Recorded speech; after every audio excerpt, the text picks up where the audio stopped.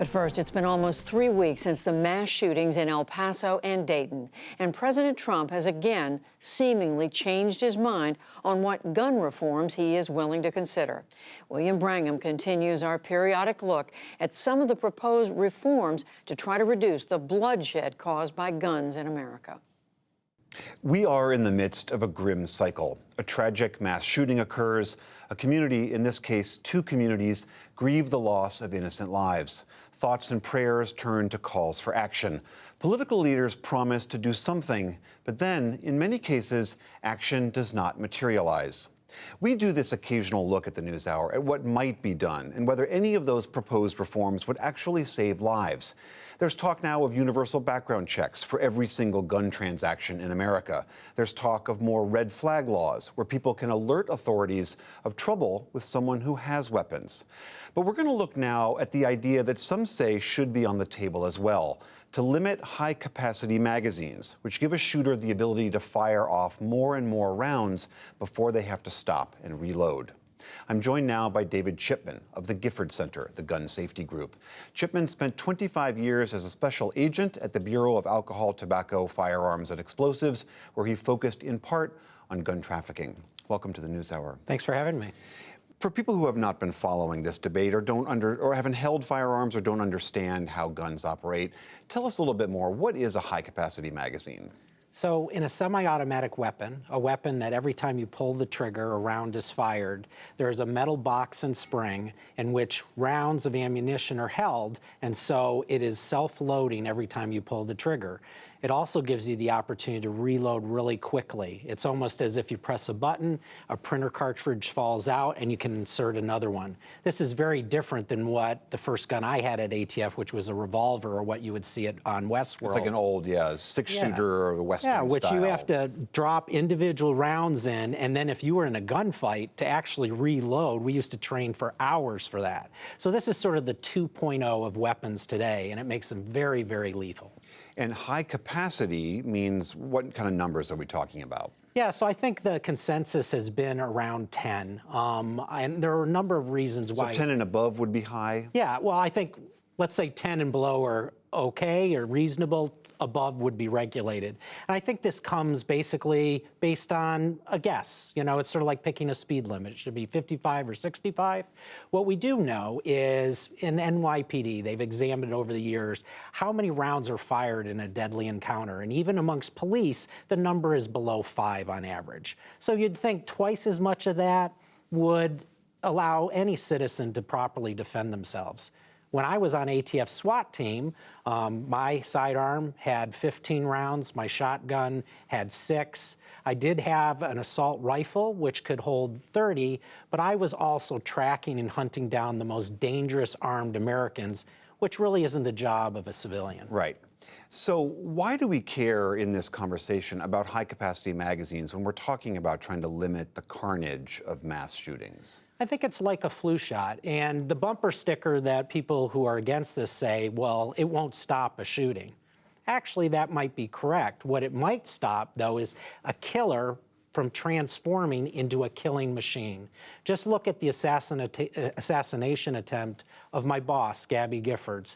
She was shot with the first or second round. No capacity limit would have protected her, but perhaps her staffer wouldn't have been killed, a federal judge wouldn't have been killed, or a 9-year-old child wouldn't have been killed if that shooter did not have a 32-round magazine, twice the size of the magazine I had on my ATF-issued gun.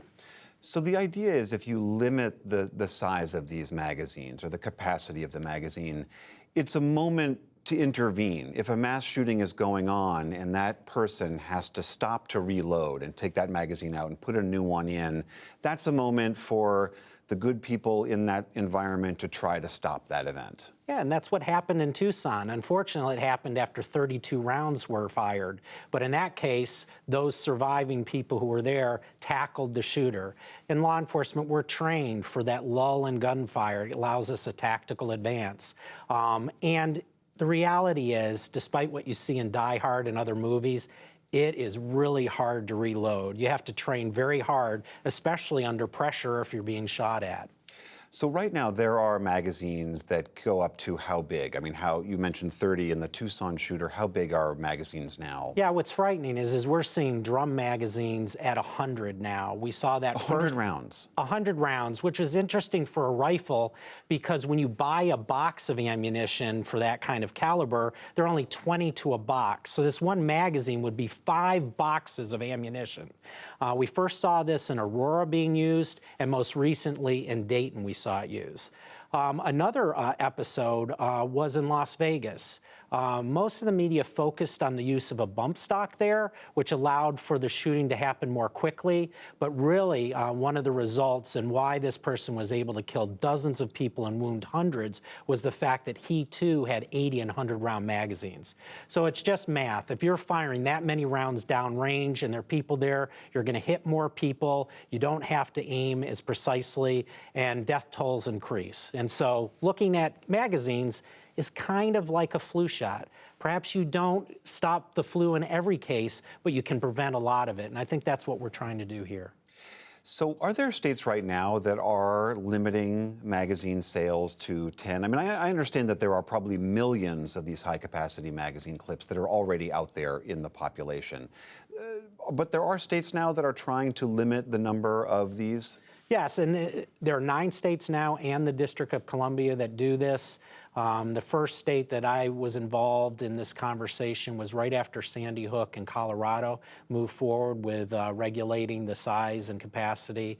And now Congressman Ted Deutsch, who represents the area of Parkland where we had the school shooting, he's introduced a House bill that would regulate the future manufacture and sale at 10 rounds. Now, California, as you know, and Vermont also recently saw their own attempts to limit high-capacity magazines thrown out by the courts, arguing that it's an infringement upon the Second Amendment. Isn't that an obstacle to this effort? Sure. I mean, any policy decision or way we go has to be satisfied in the courts. That's one court decision. We'll have to see if other courts address it the same way. But it seems to me a very reasonable approach.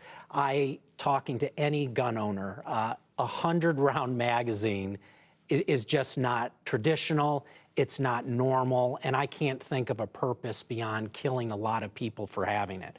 So if the debate is, should it be 10 or what have you, it can't be 100. And so I think there's room where we can have progress, although we will not have perfection. David Chipman of the Giffords Center, thank you very much. Thanks for having me.